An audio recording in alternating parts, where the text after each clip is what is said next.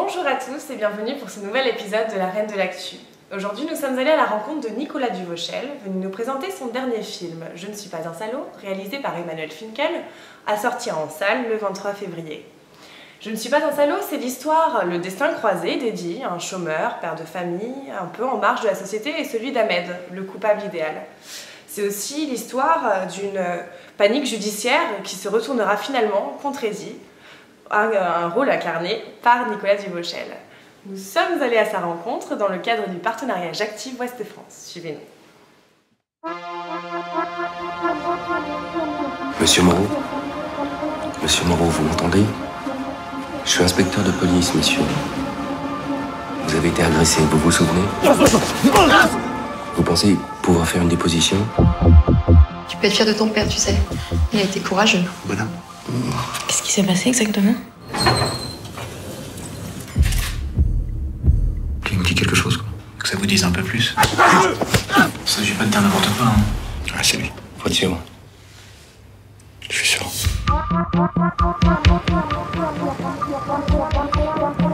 Comment ça s'est passé chez le juge? On a pas grand-chose à dire, hein. Faut arrêter le délire. Je t'ai rien fait, tu le sais très bien. T'as vu le mec? Non. Et alors? T'as la haine, hein? Hein?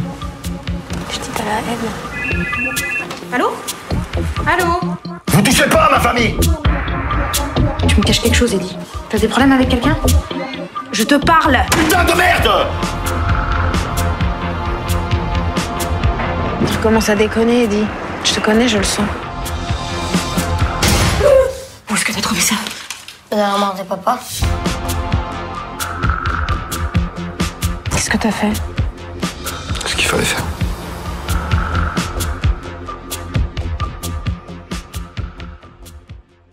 Merci Nicolas Duvauchel de nous accorder cette interview. Mais je vous en prie.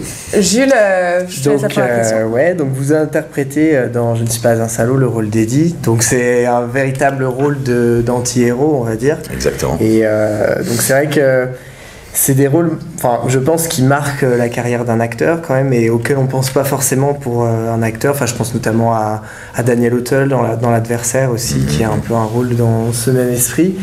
Et donc du coup voilà, après quel est l'enjeu pour vous de ce rôle? Est-ce que c'était aussi de montrer l'aspect humain de Eddie, aussi de montrer qu'il n'est pas que un salaud, comme qui n'est pas qu'un salaud. Oui. Et vraiment voilà, est-ce que c'était aussi qu'est-ce qui vous a donné envie de jouer ce rôle à la lecture du scénario, je suppose? Bah, moi, ça faisait écho à pas mal de choses que j'ai ressenties, quoi. Donc, voilà, cette histoire d'un mec un peu paumé, qui se retrouve au milieu d'une affaire judiciaire, comme ça, qui est un peu porté en héros, puis qui va être d'un coup descendu comme ça, il va faire une descente aux enfers. Et puis c'est aussi un mec qui a du mal à trouver sa place, on va dire, dans la société, comme on dit. Sans vouloir faire de clicheton, mais voilà, qui a du mal à trouver sa place dans la société, qui veut être heureux, mais qui n'y arrive pas, en fait, quoi. Et c'est vrai que Emmanuel Finkel, dans une interview, faisait le parallèle aussi avec le personnage de Meursault dans L'étranger. Et c'est vrai que je trouve que c'est ça, c'est tout à fait à l'esprit. Et aussi, il disait dans une interview, donc c'est un personnage qui a réellement existé à la base, c'est une histoire...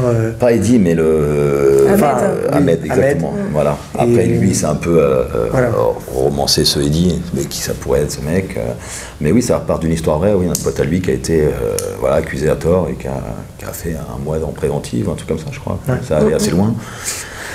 Donc, oui, et puis ce truc de... voilà, est-ce que lui croit vraiment que c'est ce mec-là qui l'a agressé? Est-ce que... il est un peu pris dedans aussi. Oui, et puis moi, je pense que vraiment... on voit la police qui dit, oui, vous parlez d'un Mehdi, mais on est plus sur un Ahmed et tout. Il est un peu forcé aussi au début. On a cette impression-là. Oui, et puis il veut juste qu'on lui foute la paix, je pense, au début. Puis après, ça prend des proportions énormes. Hein. Alors c'est le premier drame choc d'Emmanuel Finkel. Il a déclaré dans une interview avoir tout de suite pensé à vous pour interpréter justement le rôle d'Eddie.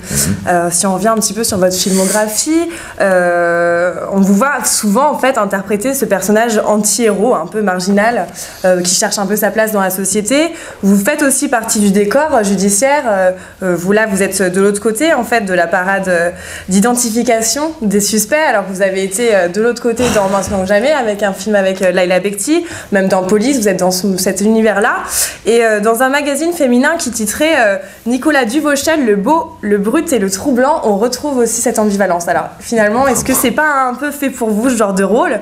Et puis petit clin d'œil parce que vous avez déclaré adorer, rêver de faire un western. Et donc du coup, je voulais vous dire qu'on avait déjà titré on pourrait faire éventuellement un petit remake de western avec cette citation. Donc, oui. Ma question principale, c'est effectivement l'univers judiciaire. Est-ce que vous avez peut-être pas un petit peu cette image de bad boy Non, mais moi j'ai connu ça, mais c'était des choses que j'ai connues plus jeune. Oui, c'est vrai que c'est assez inquiétant quand on se retrouve là-dedans et qu'il y a quelqu'un, même des flics plus jeunes que vous, qui va nous faire la morale sur des trucs. Parfois on a un peu du mal à le prendre. Il faut savoir garder son calme, mais c'est vrai que c'est un peu un truc implacable, mais que ce soit là pour une histoire de coups et blessures, mais après ça peut être quoi pour des histoires d'argent, des choses comme ça, même de garde d'enfants comme on l'avait fait dans Police aussi. Il y a des trucs et parfois la réalité dépasse la fiction, et ça qui est assez fou. Mais oui, ça me plaît. Ce personnage d'anti-héros, moi j'aime bien parce qu'on parle toujours, tous les acteurs veulent faire des trucs, des beaux gosses, qui ont plein d'argent, qui roulent dans des grosses caisses, tout ça, mais c'est bien de faire autre chose et de montrer que moi j'aime bien montrer aussi la vraie vie, les vrais problèmes, on va dire, des gens normaux, on va dire, pas que des... Parce que moi, quand je regarde plein de comédies parisiennes, de mecs qui habitent dans des 300 mètres carrés, mais les mecs sont pas en phase du tout avec la réalité, quoi. C'est complètement fou, quoi. Oui, ça donc oui, c'est bien un peu pour moi de faire ce genre de rôle, et puis ça me... Moi, c'est de là d'où je viens et tout. Je viens pas de banlieue et tout, mais voilà, j'ai des parents modestes, Et puis moi, ça me plaît de parler de ça parce que c'est quelque chose que j'ai connu et c'est et que j'ai besoin de faire ça. Et quand je vois des rôles comme ça, ça me... Oui, c'est en cohérence. On était allé vous chercher en 99 pour Le Petit Voleur. Justement avec ce milieu aussi de la colère, quelque part la violence sociale. Vous êtes issu, vous avez décroché Le Petit Voleur justement avec la boxe thaï quelque part, c'est un lien, c'est très ancré, donc vous déclarez c'est le mental, ça vous a toujours su, finalement c'est la niaque, et la niaque on la retrouve dans ces rôles, puisque c'est des rôles qui sont justement ancrés dans le sociétal. C'est justement ce qu'a voulu, l'intention je pense d'Emmanuel Finkiel, qui voulait peindre le reflet de l'époque que l'on vit, et il a même dit qu'il l'aurait pas fait, je pense, 10 ans auparavant, il n'aurait pas pensé à le faire aussi fort, en fait. Il n'a pas vraiment parlé de brutalité. Donc c'est peut-être comme ça que vous avez reçu aussi le scénario. Oui, et puis ça va pas en s'arrangeant, tout ça. Donc c'est ça qui est bien de... Moi, je suis de 80, donc il y avait déjà ces problèmes de chômage, de pas trouver sa place, ou de choses comme ça. Et c'était déjà assez dur à l'époque, et là c'est de plus en plus dur, et ça va pas en s'arrangeant. Donc c'est important d'en parler, et d'essayer de... éveiller les consciences, c'est peut-être un peu fort comme mot, quoi, mais de voir qu'il y a un truc qui va pas, et qu'il y a beaucoup plus de gens qui sont touchés qu'on ne le croit. Et... c'est important pour moi de parler de ça, et c'est quelque chose j'ai besoin de le faire, quoi, Et je suis très content que Manu m'ait filé ce magnifique scénario, et je le remercie encore parce que c'est... Oui, c'est vrai qu'on disait que Emmanuel Finkiel avait tout de suite pensé à vous. Moi, je voulais vous demander aussi par rapport à Mélanie Thierry, parce que c'est vrai que vous formez un super duo à l'écran, déjà comme ça a pu être le cas avec Diane Curis. Et voilà, est-ce que c'était vous qui aviez un peu influencé le choix de Mélanie ou...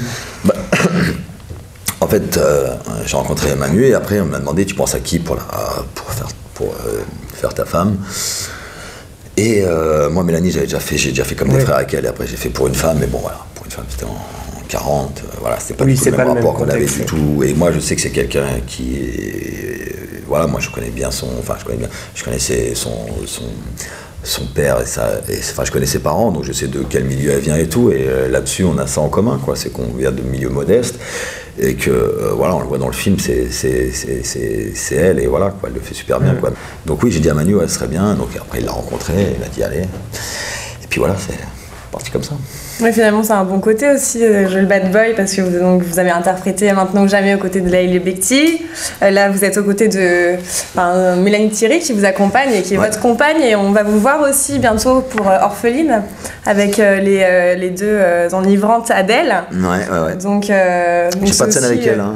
Ah, c'est vrai? Non. Et puis, je fais encore on ira voir quand même. Puis je fais encore un rôle sympathique dedans d'un jeune homme bien sympathique. Vous verrez. On a hâte, très bien.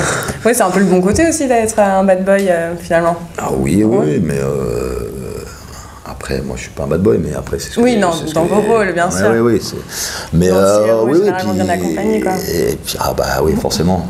Bon, c'est le cinéma. C'est le contraste. Voilà, mais non, c'est vrai, puis de rencontrer plein d'actrices comme ça, et puis. Ouais, je suis pas mécontent, quoi, c'est sûr. Alors là, vous venez en fait pour la clôture du festival sur la réalisation technique qui est organisé à Rennes Métropole. Donc du coup, ce sera la dernière projection. Est-ce que vous êtes fiers de clôturer ce festival de Rennes Métropole? Écoute, je suis très fier. Mais sélection quand même au festival du film d'Angoulême. Ouais. On a eu. C'est quand même un retour. On a eu le prix de meilleur acteur et le prix de la mise en scène à Fakiel, donc c'est super. Non, c'est vrai que j'étais assez surpris, mais c'était vraiment. Non, mais c'est bien, même pour le film, pour la vie du film et tout, quoi. Voilà. Les gens vont pas écrire, j'ai sorti avec la banane. C'est sûr, quoi. Mais moi, je préfère sortir d'un film et que ça me trotte dans la tête comme ça que de. Parfois, je suis déjà sorti du cinéma et puis 10 minutes après, je me dis merde, qu'est-ce que je suis allé voir? Ah oui, je suis allé voir ça. Donc moi, j'aime bien, et puis ça peut déclencher ça chez les gens, négatif ou positif. Hein, Et vous, ça vous déclenche des envies de réalisation ou pas, par hasard? Ah bah oui, bien sûr. Donc vous y pensez, ça résonne? Ouais, j'y pense, ça fait un bout de temps que j'y pense. Ouais. Hein, mais ouais, puis j'écris quelques trucs, mais un jour viendra, oui. Donc à quand la prochaine interview avec le réalisateur Nicolas Duvauchel? Ce serait bien. Bon alors dernière question, je vous demande votre participation. Vous aviez déclaré dans une interview pour Télérama que votre musicien préféré était l'ancien guitariste des Red Hot. Du coup, ne regardez pas, il triche. Je vais vous demander de chanter, de nous fredonner un petit air de votre chanson préférée de John Frusciante. Je suis pas très bon chanteur. J'avais pris And the Past Recedes parce que c'était un petit peu en écho en fait. And I won't be involved. The effort to be free, Merci beaucoup, on quittera sur cette chanson. Merci beaucoup de nous avoir attendus. Désolé pour... voilà. Merci. I'd rather stay below than have you staring up at me. There's nowhere I want to go.